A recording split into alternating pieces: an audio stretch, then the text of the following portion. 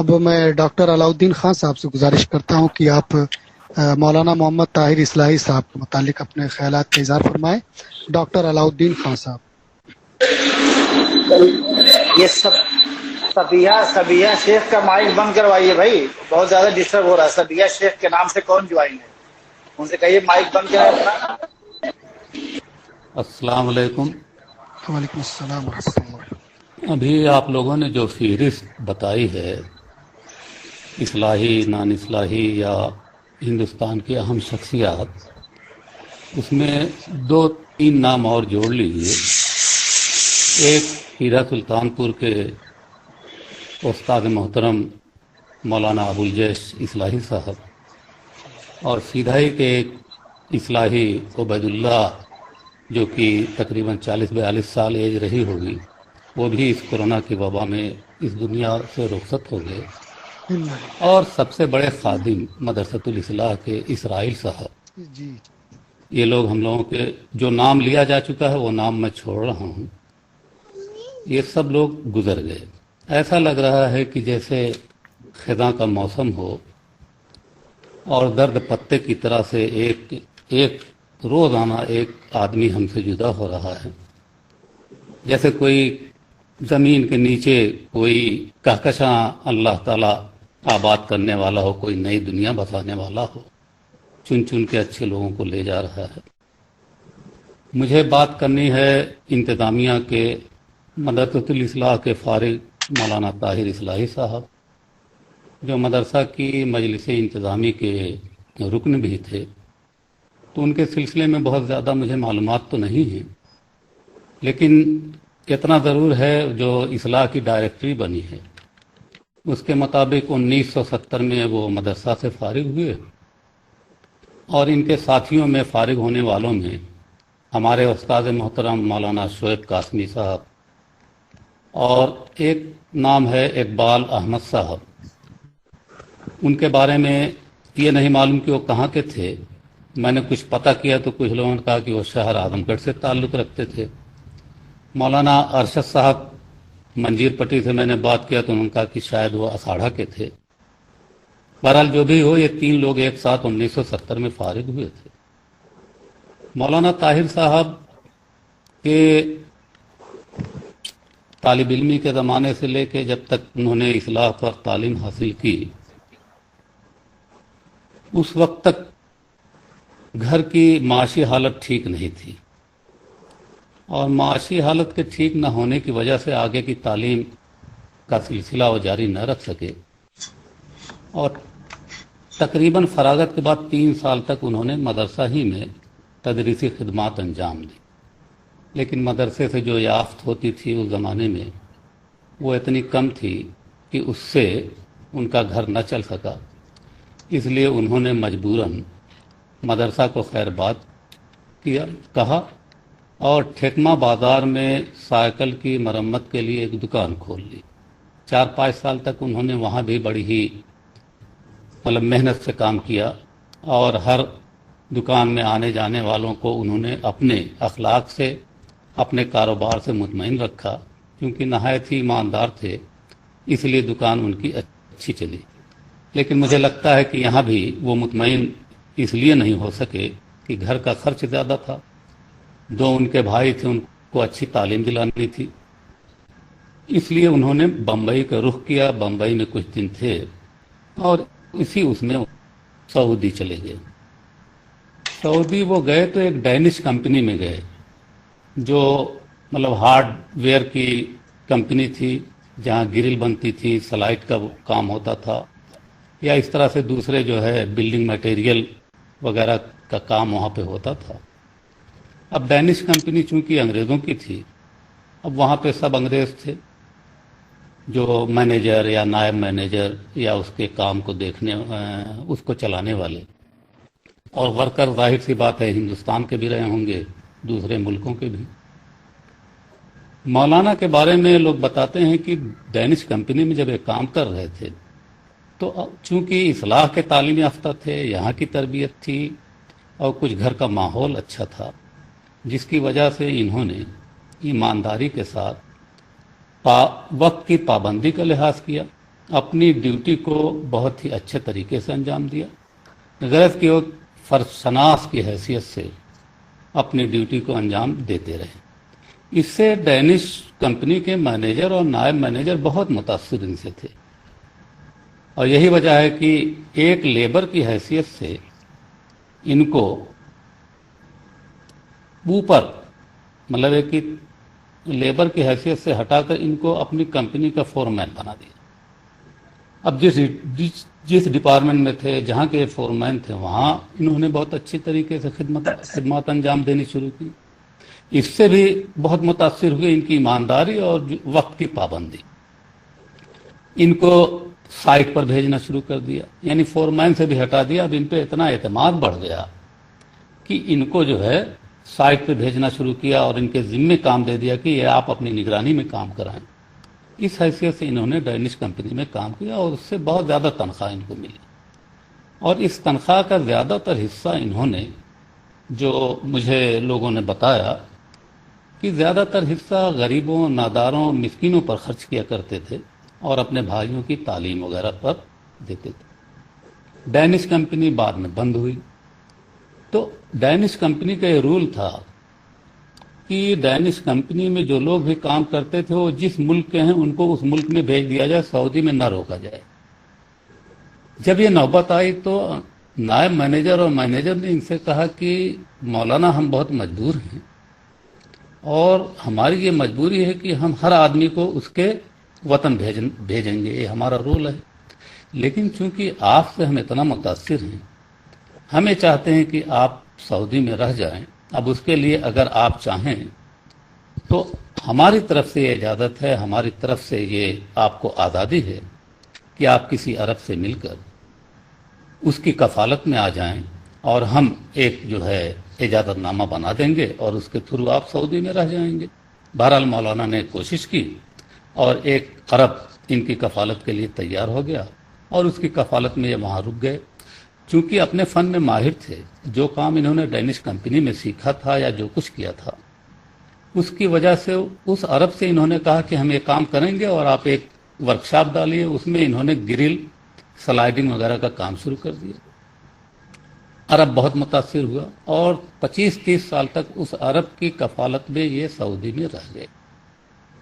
एक वाकया लोग ये भी बताते हैं कि जब अंग्रेज़ जाने लगे यहाँ से, तो जिनके अंडर में इन्होंने काम किया था उन अंग्रेज़ों ने कहा कि मौलाना, हम आपकी तस्वीर लेना चाहते हैं, एक फ़ोटो यादगार के तौर पे। मौलाना ने सख्ती से मना कर दिया, इसलिए कि ये फ़ोटोग्राफी या तस्वीर कशी के हक़ में बिल्कुल नहीं थे। लेकिन जहाँ मजबूरी है, पासपोर्ट बनवाना है, हज के लिए जाना है या कोई ऐसी मजबूरी आ गई तो तस्वीर तो खिंचवा ही लेते थे। और आजकल मोबाइल का ज़माना, अभी उनकी वफ़ात के बाद एक तस्वीर आई थी जिसमें हमारे उस्ताद इकबाल साहब, मौलाना अनीस साहब और वो मेहमान खाने के सामने बैठे हुए नज़र आ रहे हैं। तो ये चुपके से तस्वीर मुझे लगता है कि ली गई है, किसी स्टूडेंट ने ले ली होगी। अगर उनको मालूम होता तो हो सकता है कि इसको भी मना कर देते। बहरहाल कुल मिलाकर नहायत ही ईमानदार, नहायत ही नेक और बहुत ही मेहमान नवाज शख्स थे। मेहमान नवाजी के आलम था कि कभी कभी मौलाना अरशद साहब हम लोगों को बताते थे कि कोई अगर इनके यहाँ पहुँच जाता था चकिया में तो ये खादिम की हैसियत से बीत जाते थे और बहुत अच्छी मेहमान नवाजी करते थे। इसी के साथ साथ शरअ के पाबंद थे। सऊदी से जब ये वापस आए, 25-30 साल के बाद जब सऊदी से वापस आए तो मदरसतुल इस्लाह की इंतज़ामिया कमेटी की मेंबर बने और मेरे ख्याल में 2009 में जिस वक्त मुझे मेंबर बनाया गया, साथ ही में इनको भी बनाया गया था। तब से थोड़ा सा इनसे मेरा ताल्लुक़ हुआ, मीटिंग में आना जाना। तो मैं भी बहुत ज़्यादा शरअ का पाबंद हूँ नहीं। मेरे दोस्त अहबाब जानते हैं, आप लोग भी जानते हैं जो उसमें लिंक जुड़े हुए लोग हैं कि दाढ़ी भी मैं नहीं रखता था और जो आज की दाढ़ी है वो भी शरअ के हिसाब से नहीं है। तो गलतियाँ तो हमारी बहुत हैं। वो हमेशा मुझे टोकते थे मेरे पहनावे पर, मेरी दाढ़ी पर, और कहा करते थे कि भाई अलाउद्दीन तुम दाढ़ी बढ़ाओ। और इसी के साथ साथ ये भी कहते थे कि आमिर को भी समझाओ। आमिर उनका भाई और हम लोगों का 1 साल का जूनियर, आप में से बहुत सारे लोग आमिर से वाकिफ़ होंगे। वो इस्लाही भी हैं, जामिई भी हैं, जेनुआइट भी हैं, और आजकल शायद अमेरिका में अपने कारोबार में लगे हुए हैं, वहाँ पे मौजूद हैं।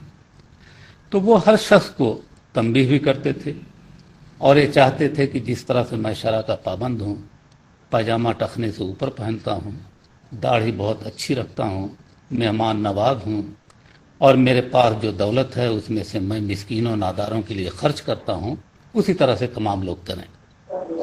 मैं उनके बारे में कहूँगा कि उनके हाथ लंबे थे। हाथ लंबा से ये न समझिए कि बड़े असर व रसूख वाले थे। हाथ लंबे का मतलब कि वो खामोशी के साथ ज़रूरतमंदों की ज़रूरत को पूरी किया करते थे और इंसानों की कदर किया करते थे। तो ऐसे लोग हम लोगों के बीच से निकल के जा रहे हैं।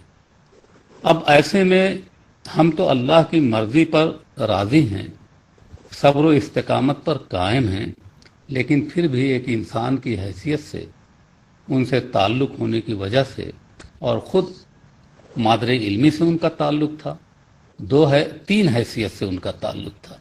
एक तो तालिब इल्म, दूसरे उस्ताद, तीसरे इंतज़ामिया के मिंबर। तो उनके जाने से हमारी आंखें अश्करेज़ हैं, दिल गमगीन है, लेकिन अल्लाह की रज़ा पर हम राज़ी भी हैं। इसलिए कि सारी चीज़ें, मतलब ये तो मौत और हयात का फ़लसफ़ा आप जानते ही हैं कि इस दुनिया में लोग आए हैं, इस दुनिया से जाएंगे भी।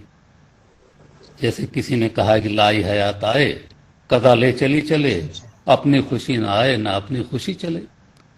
तो कोई जाना नहीं चाहता, लेकिन जाना है, और इसी फ़लसफ़े के तहत लोग जा रहे हैं। लेकिन चूंकि एक ऐसे मर्द में जा रहे हैं जिसमें एक इंसान दूसरे इंसान से भाग रहा है, गोया क़यामत का मंजर है, और उस मंजर के तहत लोग एक दूसरे से बेनियाद एक दूसरे के जनाजे में शिरकत करने से भी भागते हैं। और ठीक है, एहतियात करना चाहिए, एहतियात इस्लाम का एक जो है जुज़ भी है। लेकिन हमें ये दुआ करनी चाहिए कि अल्लाह ताला इस मर्द में किसी भी इंसान की वफात ना आए, इस मर्द से तमाम लोगों को बचाए, हमारे मुताल्लिकीन को बचाए, हमारे अहबाब को बचाए, हमारे इदारों के से जुड़े हुए लोगों को बचाए, तमाम इंसानों को, तमाम दुनिया के लोगों को बचाए, हमारे दुश्मन को भी बचाए कि इस तरह की मौत किसी की ना हो और ये वबा जल्दी से जल्दी दुनिया से ख़त्म हो जाए। इसलिए कि बहुत ही कस मकुर्सी का आलम है कि हम चाहते हुए भी किसी की मदद नहीं कर सकते। घर में कोई बच्चा बीमार हो गया, उसके करीब नहीं जा सकते, उससे एहतियात ज़रूरी है, नहीं तो हम इन्फेक्टेड हो जाएंगे। लेकिन दूरी बनाकर भी हम इंसानों की मदद कर सकते हैं, और हमें करनी भी चाहिए। इसलिए करनी चाहिए कि अगर हम नहीं करेंगे, चूंकि हम लोगों का दीन, हम लोगों का इस्लाम, हम लोगों की तरबियत और हम लोगों का जो एक रहन सहन है, उसमें ये सारी चीज़ें सिखाई गई हैं। और मैं देख भी रहा हूँ कि हमारे जो अहबाब हैं, दोस्त हैं, वो शिरकत भी करते हैं। सिकंदर इस्लाही साहब तड़प जाते हैं, तलाश करते हैं, जाते हैं, लोगों की तजहीज़ व तकफीन का इंतज़ाम भी करते हैं। अयाज साहब हैं, वो भी लखनऊ में दौड़ धूप करते हैं। अब्दुल्ला कुरौली हैं, उनके बारे में भी पढ़ता रहता हूँ, सुनता रहता हूँ कि बेचारे बहुत खिदमत कर रहे हैं लोगों की। तो ये खुशी भी होती है, एक तरफ जहाँ गम है लोगों को जाने का, वहीं ये इत्मीनान भी है कि मेरे बड़े भाई, मेरे छोटे भाई ऐसे भी हैं जो खिदमत खल्क के लिए तड़प रहे हैं और लोगों की ज़रूरत को पूरा भी कर रहे हैं। इन्हीं चंद लफ्ज़ों के साथ जाने वालों के लिए अल्लाह ये दुआ करूँगा कि अल्लाह ताला उनको जन्नत नसीब करे। आमीन। हमारे वो इदारे जैसे अलीगढ़ मुस्लिम यूनिवर्सिटी, जामिया मिल्लिया इस्लामिया, शिबली कॉलेज से अभी मेरे 3 साथी, जो एक मेरे साथ रिटायर होता, एक मुझसे 1 साल पहले रिटायर होता, और एक की सर्विस अभी 15 साल बाकी थी। अचानक तीनों चले गए और 1 महीने के अंदर अंदर तीनों गए। इंतज़ामिया के एक मेंबर चले गए, सोसाइटी के 12 मेंबर का इंतकाल हो गया। इसी तरह से रिटायर हमारे प्रिंसिपल, उनकी बीवी 1 हफ्ते के अंदर चले गए। बहुत से रिटायर्ड टीचर, हमारे लाइब्रेरियन चले गए, उनकी बीवी चली गई। अलीगढ़ आप पढ़ ही रहे हैं, आप सब लोग वाकिफ हैं कि अलीगढ़ का क्या हाल है। जामिया के हमारे टीचर तो नहीं थे, लेकिन जिस जमाने में हम फैजान एमए कर रहे थे, रिजवान कैसर साहब नए नए आए थे, बड़ी मोहब्बतों से मिलते थे, बड़ी कद्र हम लोगों की करते थे। और आज भी जब चले जाते थे तो बेचारे अपने चैम्बर में बैठाते थे, वो भी चले गए। तो हर जाने वाले की अल्लाह ताला बख्शिश करे, उनकी मग़फ़िरत करे, आमीन। और जो बीमार हैं उन बीमारों को जल्दी से शफा दे, और जो लोग बचे हुए हैं अल्लाह ताला इस वबा के वो शिकार ना हो। और साथ ही साथ हमारे दोस्त अहबाब जिन्होंने आज ताज़ियत के लिए महफिल सजाई है, अल्लाह ताला इनको जो है बराबर सेहत दे और बराबर इनके अंदर ये तड़प रहे कि वो इस तरह की महफिल सजाते रहें, जाने वालों को याद करें। और मैं देख रहा हूँ कि औरंगजेब आदमी जहाँ इल्मी काम अंजाम दे रहे हैं, साथ साथ वो लेक्चर सीरीज भी करा रहे हैं। इधर मुझे तो जब पता चलता है कि ये काम हो, ये ऐसा लेक्चर होने वाला है, तो कभी फुर्सत मिलती है तो मैं भी सुन लेता हूँ, और मतलब लिंक पे जाके बातें सुनता हूँ लोगों की। तो बड़ी खुशी होती है कि जामिया की यूनिट बहुत ही इस मामले में फ़ाल है, सरगर्म है। और वो सिलसिला जो हमारे अहबाब ने, हमारे सीनियर ने कायम किया था, सीनियर में उबैद साहब थे और उसके साथ हम थे, आज़ाद थे, आज़ाद कर रहा हूँ, अयाज थे, फैज़ान थे, तलहा और सुफियान, बस यही कुल कायनात थी उस वक्त जब ये यूनिट कायम हुई थी। तो एक ऐसा शजर जो लगाया गया था वो इतना तानावर हो चुका है कि पूरे दिल्ली में अहबाब बिखरे हुए हैं और बहुत ही फ़ाल हैं। इसके लिए मैं आप लोगों को मुबारकबाद देता हूं, और ये भी कहूँगा कि जो जब भी कोई ज़रूरत पड़े आप याद कर सकते हैं। हम अपनी बसात के मुताबिक शरीक होने की भी, शिरकत करने की भी कोशिश करेंगे। अगर शिरकत नहीं कर सके तो दूर रह के जो मदद कर सकते हैं वो भी करेंगे। तो ऐसे मौके पर भी आप याद कर सकते हैं, हम लोग पीछे नहीं रहेंगे। अयाज माशाअल्लाह लिख ही रहे हैं, फेसबुक पे बहुत लिखते हैं, फैज़ान साहब भी बहुत नज़र आते हैं। अल्लाह ताला आप सब लोगों को सेहत दे, ताकि आप लोगों की वजह से मुझे तक़वियत मिले, और मैं जब तक मुझे जो तक़वियत मिलेगी वो आप लोगों के दम से मिलेगी। अब अल्लाह ताला जाने वालों की मग़फ़िरत फरमाए। बड़ी खूबियाँ थी, हर आदमी में खूबी थी। अबू साद इस्लाही साहब, डॉक्टर अबू साद इस्लाही, कितने ज़हीन, कितने ज़ीरक, और उन्होंने रिटायरमेंट के बाद ये सोचा था कि मुझे ये काम करना था। उसमें से एक काम उन्होंने शुरू कर दिया था, तालीमी सिलसिले का एक स्कूल कायम कर दिया था, उसका इफ्तिताह हो चुका था। साथ ही उनका इरादा था कि कुछ दर्स से कुरान वगैरह का, मतलब उनसे जब बात की जाती थी तो फ़िक़ह पर, हदीस पर, कुरान पे जो उनकी गिरफ्त थी, मैं समझता हूँ कि वैसे अगर उन्होंने इस फील्ड में काम किया होता तो हमारे जो बहुत अच्छे अच्छे इस्लाही हैं जिनका नाम लिया जाता है, उनके पाए के थे। प्रोफेसर उबैदुल्लाह फराही साहब, न जाने कितनी सलाहियतें थी उनके अंदर, और रिटायरमेंट के बाद उन्होंने पूरा वक्त उन्होंने फ़िक्र फराही को आम करने छोड़े, उनके जो छूटे हुए काम थे उसको शाये कराने, अरबी से उर्दू में तर्जुमा करने का उन्होंने काम किया।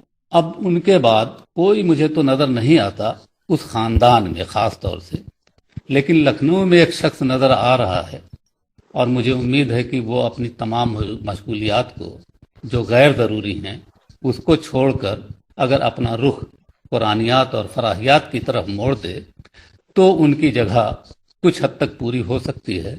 और मेरी मुराद मेरा साथी अयाज है।